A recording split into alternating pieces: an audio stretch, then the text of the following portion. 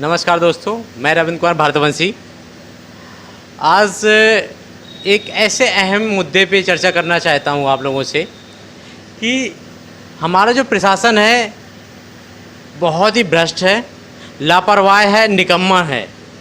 चाहे वो डीएम साहब हो, चाहे एसडीएम साहब हो, चाहे जो भी प्रशासन हो, इनकी लापरवाही की वजह से आम जनता बहुत परेशान है। मैं आपको कुछ ऐसे मुद्दों से रूबरू कराना चाहता हूं कि आप भी अचंभे में पड़ जाएंगे कि आखिर ज़िले हमीरपुर में चल क्या रहा है। हमारे साथ ये हैं कस्तूरी मैम।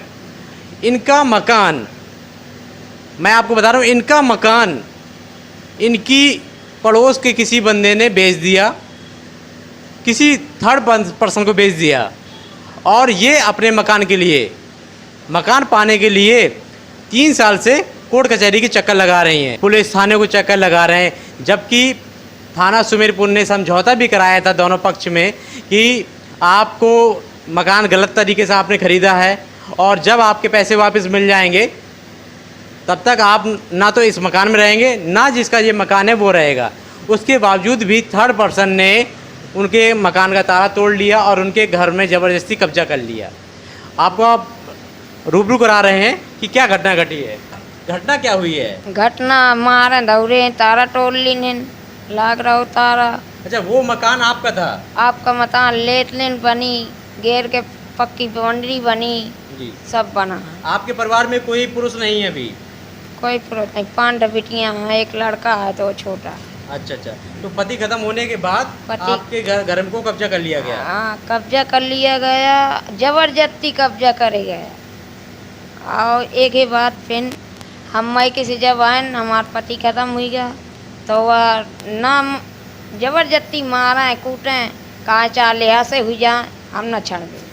आपको बता दें कि देखिए, आप खुद अचंभित हो जाएंगे कि मकान मैम का है।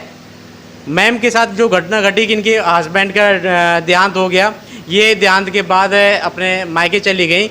उसी दौरान उसका मौके का फ़ायदा उठा के इनके जो रिश्तेदारों ने इनका मकान बेच दिया और थर्ड पर्सन ने उसमें कब्जा कर लिया। मैं आपको बता रहा हूँ कि ऐसी मेरे पास बहुत सी घटनाएं आती हैं जन सुनवाई के दौरान।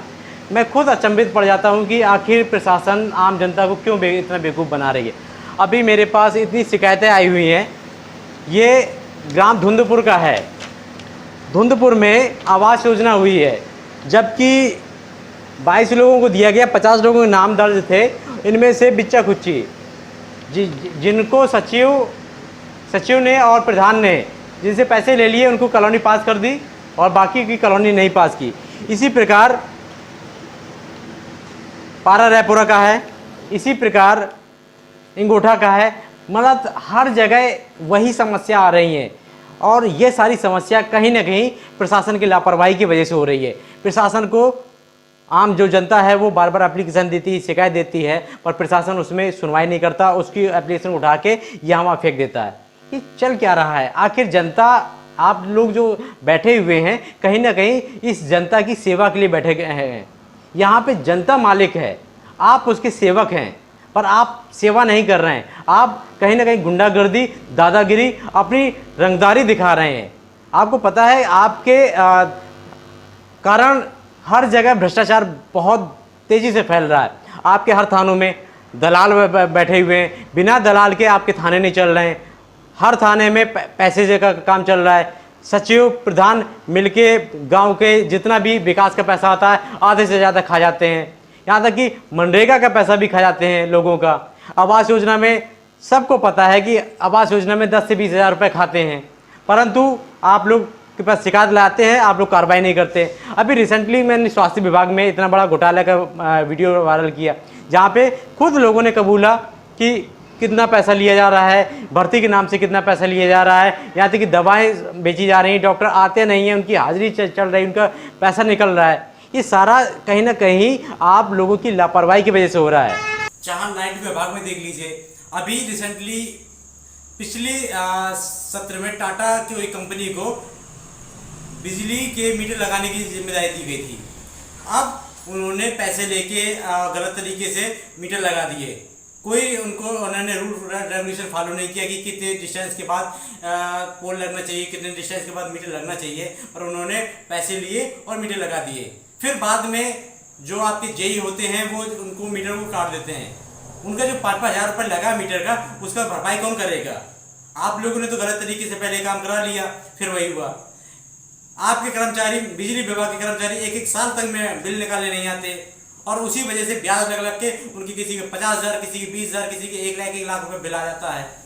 ये कहीं ना कहीं सब लापरवाही चल रही है। अभी आपको रिसेंटली आपको दिखाते हैं, ये जो आया है, ये पारा रेपरा गांव का है। विजिलेंस टीम आई, विजिलेंस टीम ने इसको जांच किया कि कौन बंदा अवैध तरीके से कनेक्शन किए है और लाइट की चोरी कर रहा है।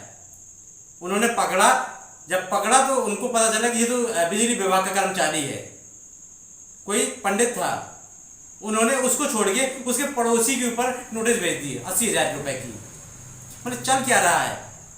अगल बगल वालों से इंक्वायरी करो तो सब लोग बता रहे हैं कि वो पंडित बंदा जो बिजली विभाग का कर्मचारी, वो ही अवैध तरीके से लाइट कनेक्शन किए हुए था। पर आपने एक गरीब को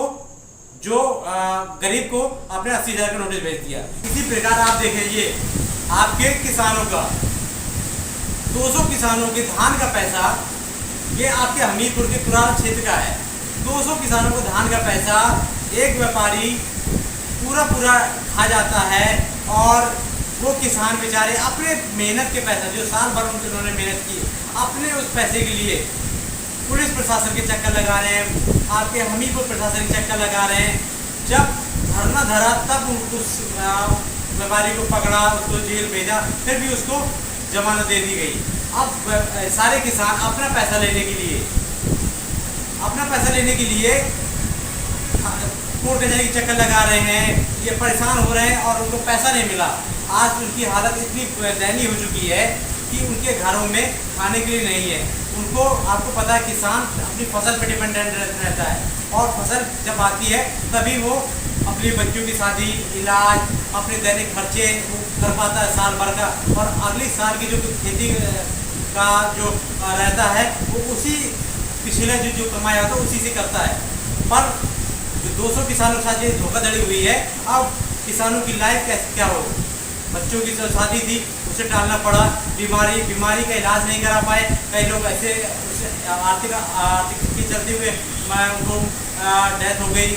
ये कहीं ना कहीं आपकी लापरवाही की वजह से हो रहा है, और आम जनता त्रस्त हो चुकी है।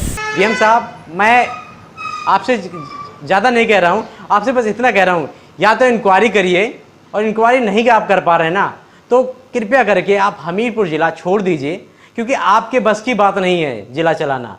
कोई ऐसा बंदा है जो सच में इस ज़िले के लिए कुछ हो पाए, क्योंकि ये ज़िला इतना परेशान हो चुका है, त्राहिमाम कर रहा है यहाँ की जनता।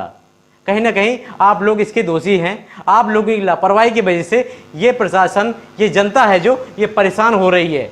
आप लोग शिकायतें नहीं सुन रहे हैं, ना तो शिकायतें समय पर सॉल्व कर रहे हैं। यही ऐसी घटनाएं हैं। माचा गांव में अभी हमने देखा, बंदे की कॉलोनी आ गई, कॉलोनी का पैसा सचिव और प्रधान मिलकर खा गए। हमने कई बार शिकायत की, परंतु कुछ कार्रवाई नहीं हो रही। कहीं ना कहीं ये सारी चीज़ आपकी और उच्च अधिकारियों की लापरवाही नज़र आ रही है। आप लोगों को कई बार शिकायत दी है, अवैध खनन हो रहा है, ओवरलोडिंग हो रही है। मैंने खुद चोरी से जाके बैरिगेटिंग में जहाँ लगे हुए वहाँ पे वीडियो बनाया कि वहाँ पे जो आप लोगों ने आर्मी ऑफिसर को लगाया हुआ था, वो 500-500 रुपये लेके, घूस लेके ओवरलोड ट्रक निकाल रहे हैं। मैंने इसका वीडियो वायरल किया, आप लोगों ने कोई कार्रवाई नहीं की, सिर्फ आपने एफआईआर का आदेश दे दिया था, जबकि आप लोगों को इसी मुद्दे को गंभीरता से लेना चाहिए था। आप मुझे ये बताइए, ओवरलोड जो ट्रक निकलते हैं वो किसी न किसी खदान से भरे जाते होंगे। इसका मतलब है कि खदान में ही घपला होता है। आप उन खदानों को क्यों नहीं बंद करते? मैं जानता हूं कि आप लोग उस खदान को इसलिए नहीं बंद कर सकते, कहीं ना कहीं वो खदानों से, ट्रकों से प्रशासन को भी और शासन को पैसा आता है। आप लोगों की वजह से बुंदेलखंड के जो सोना कही जाने वाली बालू, उसको अवैध तरीके से लूटा जा रहा है, और आप लोग आंख मूंद करके सब चीज़ देख रहे हैं। आप इसका अंदाज़ा भी नहीं लगा पा रहे हैं कि इससे बुंदेलखंड के लोगों का भविष्य क्या होने वाला है। पानी इस अवैध लूट की वजह से जो वाटर लेवल है दिनों दिन डाउन होता चला जा रहा है। जो अब बाढ़ आ रही है, जो आपदा आ रही है, कहीं ना कहीं ये उसका प्रभाव है। महोदय, मैं आपसे रिक्वेस्ट करूंगा कि कुछ तो अपने पद का, अपने चीज़ों का लिहाज करिए और हमीरपुर में जो हो रही है अवैध लूट और भ्रष्टाचार और लापरवाही, इसको बंद करिए। धन्यवाद।